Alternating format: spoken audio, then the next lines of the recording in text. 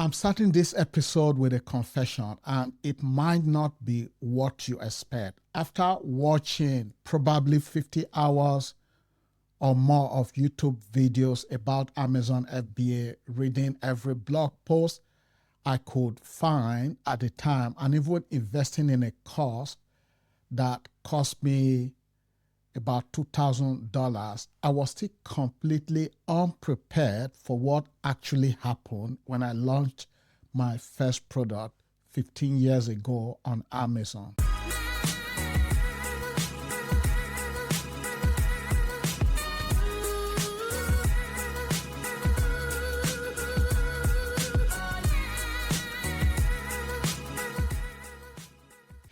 And I'm not talking about the usual stuff people complain about, competition or advertising costs or any of that. I'm talking about things that literally nobody mentioned in any of the content I consumed back in the day. Things that cost me weeks of frustration, thousands of dollars in mistakes, and almost made me quit before I even got started. By the end of this episode, you will discover the 7 things I wish someone had told me on day one, including the one thing that happened in my second week that made me question whether I had made a huge mistake, and the simple reality check that could have saved me thousands of dollars in my first 6 months if I had just known about it up front. If you are thinking about starting on Amazon FBA, or you are in your first few months, this could save you months of headache and a lot of money. So let's get into it. The first thing nobody told me, Amazon seller support is going to drive you absolutely crazy, and you need to be mentally prepared for this before you start. Every guru talks about Amazon like this amazing platform where you just upload products and the money rolls in. Nobody mentioned that you will spend hours every week dealing with support issues that make no logical sense. And here's what happened to me in week 2. I sent my first shipment to Amazon. Everything looked good in my seller dashboard. Then 3 days later, I get a notification that my entire shipment was rejected because the box labels were not scannable. Mind you, I had followed their labeling requirements, printed out the label exactly, used the right size labels, everything. I opened a case with seller support. The first representative told me the labels were fine and Amazon would process the shipment within 48 hours. 2 days later, nothing happened. I opened another case. The second representative told me I needed to completely relabel everything and send a new shipment.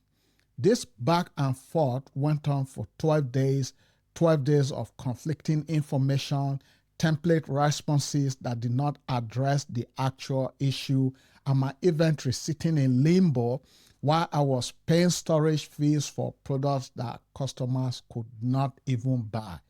I eventually have the entire shipment returned and reshipped with identical labels that somehow worked the second time. The lesson here is that dealing with Amazon support is just part of the business. You will get contradictory information. You will deal with representatives who clearly did not read your case. You will have issues that takes weeks to resolve, and when they should take 5 minutes. My advice, build buffer time into everything. If Amazon says something will take 2 days, plan for a week. If they say a week, plan for 3 weeks. Set aside time in your schedule specifically for dealing with support issues, because they will happen constantly, especially in your first year. And document everything, screenshot every conversation, save every email, keep detailed record of every interaction, because you have to escalate issues.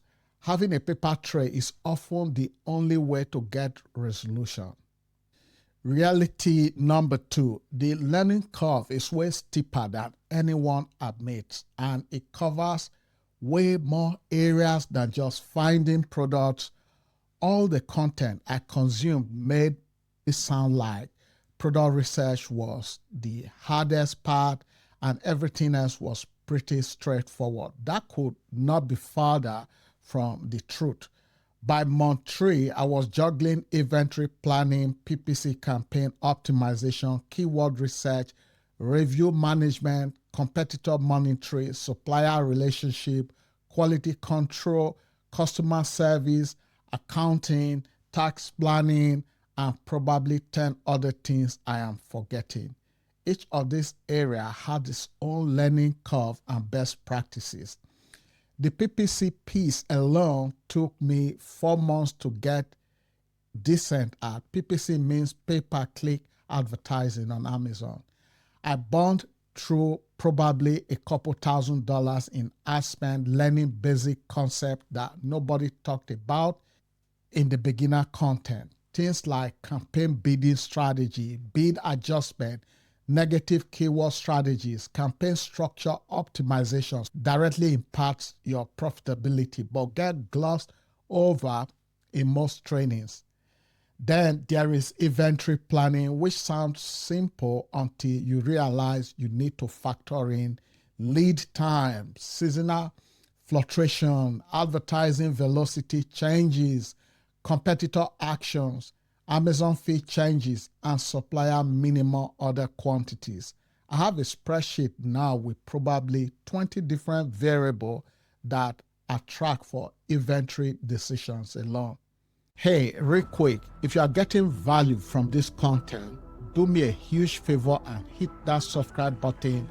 It literally takes 2 seconds and it helps more people discover this video, and I really appreciate it. Now I know a lot of you are trying to figure out what product to sell online, and honestly, that's the make or break decision of any e-commerce business.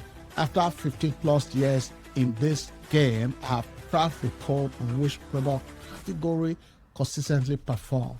So I created a free resource called 50 Daily Sales.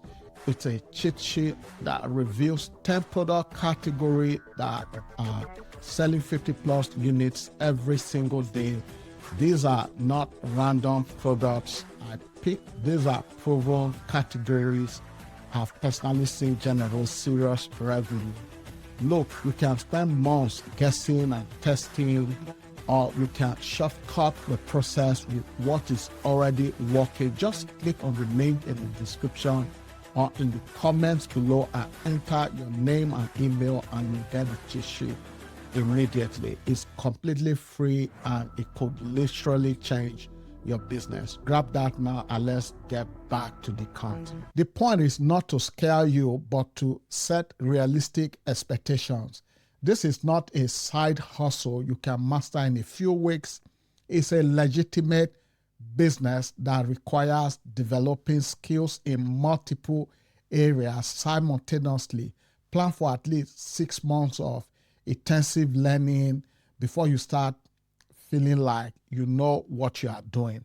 And here's what nobody tells you. Even successful sellers are constantly learning. Amazon changes their policies, algorithm, and fee structures regularly. What worked last year might not work this year. So continuous education is just part of the game. Reality number 3. This one really caught me off guard. Your first product will probably not be your big winner, and that's completely normal. Every success story I had was about someone who hit a home run with their first or second product. That set completely unrealistic expectations for me. My first product was a phone accessory that I spent 3 months researching. The numbers looked great. Competition seemed manageable. Reviews indicated there was demand. I launched it, did a decent amount of advertising, got some early sales and reviews, but After 6 months, it was barely breaking even after all expenses. I felt like a complete failure. All these people online were talking about their first product, doing $10,000 a month. And I was struggling to hit $1,000 in revenue with margin. I started questioning whether I had what it takes, whether I should just quit or cut my losses. Then I talked to some sellers who have been doing this for years, and every single one of them told me the same thing. Their first product was a learning experience, not a profit center. Most successful sellers I know had 2 or 3 mediocre products before they launched something that really took off. The real value of your first product is not the money it makes, it's the education you get. You learn how Amazon pay-per-click advertising actually works with real money on the line. You figure out how to manage inventory without running out of stock and having too much inventory sitting around. You understand customer service, review management, and all the operational stuff that you can only learn by doing. My fourth product is the one that really changed my business. But I could not have launched that fourth product successfully without everything I learned from product 1, 2, and 3. Each one taught me something critical that I apply to the next launch. So adjust your expectations. Your first product is probably going to be a stepping stone, not a destination. So focus on learning and getting systems in place rather than hitting specific revenue numbers. The money will come once you understand how all the pieces fit together. Reality check number 4. Amazon will change rules and policies constantly, and some of these changes will directly impact your business, will lead to no warning at all. Nobody prepared me for how frustrating and expensive this could be. 6 months after I launched my second product, Amazon changed their packaging requirements for the category I was selling in. Products that have been compliant for months suddenly needed different packaging. I had about 400 units in stock that could no longer be sold unless I had them repackaged. The repackaging added a new expense per unit, which meant a significant out-of-pocket cost for inventory that was perfectly fine, except a rule change Amazon pushed through with just 3 weeks notice, no grandfather period, no exception. Just adapt or your inventory become worthless. Then there was this time they changed their review policies and removed about 40% of my reviews across all products overnight. Reviews that were completely legitimate from verified purchases, but got caught up in some algorithm update. My conversion rate tanked, my organic ranking dropped, and it took months to recover. The point is that Amazon is not a stable platform in the way that people make it sound. They are constantly optimizing their marketplace, which means constant changes to sellers. Some of these changes will benefit you in the long run. Some will hurt you in the immediate circumstances. Most will require you to adapt your strategies. The successful sellers I know now build flexibility into their business model. They maintain relationship with multiple suppliers in case sourcing requirements change. They build email lists so they are not completely dependent on Amazon traffic. They diversify across multiple products. One policy change does not kill their entire business. You cannot control Amazon policy change, but you can control how well prepared you are to adapt to them. Build that flexibility in from day one, because Changes are not a matter of if, they are a matter of when. Reality number 5, and this is probably the most important. You need way more money than any of the calculators or courses tell you. And most of that money will be tied up for months at the time. The cash flow reality of FBA is brutal if you are not prepared for it. Every resource I found talk about startup costs in terms of your first inventory order. Maybe $2,000 to $5,000 to get started, depending on your product and other quantity.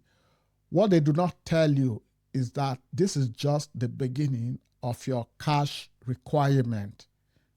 Your money gets tied up in inventory for months at a time, from the day you pay your supplier to the day Amazon pay you for the sale.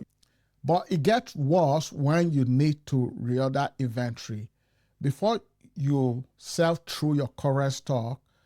So by the time you get paid for your first batch, you have already had to pay for your second batch. Your cash requirements compound quickly as you grow. Here is a real example from my business. My top product was doing well, selling hundreds of units a month with healthy margins. I was reinvesting profit back into more inventory like everyone recommends. Then Amazon changed their payment schedule from on-demand withdrawal. Suddenly, I had an extra 2 weeks where my money was tied up in Amazon payment system through no fault of my own. I ended up having to use credit cards to bridge the gap, which ate into my profit through interest charges. If I had been more conservative with my cash reserve, this would not have been an issue, but I was following advice that did not account for this kind of timing problems. My recommendation now is to have at least 6 months of operating expenses saved before you start and maintain cash reserves equal to your average monthly inventory investment. This might slow your growth initially, but it prevents you from getting forced into bad decisions when cash gets tight. Reality check number 6. Product research tools gives you a starting point, but they cannot tell you whether your product will actually succeed. I learned this lesson the expensive way with my second product launch. Spent weeks using various research tools, found what looks like a perfect opportunity, low competition, good demand indicators, head profit margins. All the data pointed to this being a winner. I was so confident that I ordered more inventory than usual for my initial launch. The product flopped, not because of quality issue or poor marketing, but because the market dynamics were completely different than what the tools indicated. The main competitor had just launched a major advertising campaign that skewed all the historical data. 2 other sellers entered the market the same week that I did, turning a low competition opportunity into a bloodbath overnight. The tools showed me a snapshot of past performance, but they could not predict future market conditions. They could not tell me that Amazon was about to change their algorithm in a way that favored established listings over new ones. They could not warn me about seasonal fluctuation that did not show up in the yearly data. What I realized is that tools are helpful for identifying potential opportunities, but they are no substitute for critical thinking and market validation. Now, I use tools to generate ideas, but I validate this idea through multiple sources before I commit serious money. I look at Google Trends to see if interest is growing or declining. I check Facebook ad library to see what competitors are spending money advertising. I join Facebook groups and forums where my target customers hang out to understand their actual needs and frustrations. Most importantly, I start small with every product launch, regardless of what the tools tells me. I order enough inventory to test the market for 30 to 60 days, validate that there is real demand at my price point, then scale up gradually. This approach cost me some profit on the front end, but it has saved me from several expensive mistakes. The seventh and final thing nobody told me: success in Amazon FBA is more about consistency and persistence than it is about finding the perfect or having some secret strategy. This might sound boring, but it's the truth that changed everything for me. For this first year, I was constantly looking for shortcuts and optimization hacks. I would spend hours tweaking PPC campaign for marginal improvements, searching for new product opportunities, trying to reverse engineer what successful competitors are doing. I thought success was about finding the one thing that would unlock massive growth. What actually moved the needle was doing the basics consistently, monitoring inventory level weekly so I never run out of stock, responding to customer questions within 24 hours every time, analyzing advertising performance monthly and making incremental improvement, following up with suppliers regularly to maintain good relationship. None of this stuff is exciting or revolutionary, but compound these small improvements over months and years, and the results are dramatic. My most successful products now are not the ones where I had some brilliant insight. They are the ones where I consistently executed on fundamentals better than my competitors. The sellers who quit after 6 months or a year are usually the ones looking for shortcuts. The sellers who are still here thriving after 5 years, 10 years, 15 years down the line are the ones who treat this like a real business that requires daily attention and continuous improvement. So there you have it. 7 realities about starting Amazon FBA that nobody talks about in the beginner content. Amazon support will frustrate you. The learning curve is steep. Your first product probably will not be your winner. Rules will change constantly. You need more cash than you think. Research tools have limitations, and success comes from consistency, not shortcuts. I wish someone had sat me down on day one and told me all of this, not to scare me away, but to set proper expectations so that I could plan accordingly. FBA can be an incredible business, but only if you go in with realistic expectations and proper preparation. If you are just starting out, do not let this discourage you. Use this information to make better decisions and avoid the expensive mistakes that I made. Every challenge I mentioned has a solution if you know it is coming. Thanks for listening, and I'll see you in the next episode.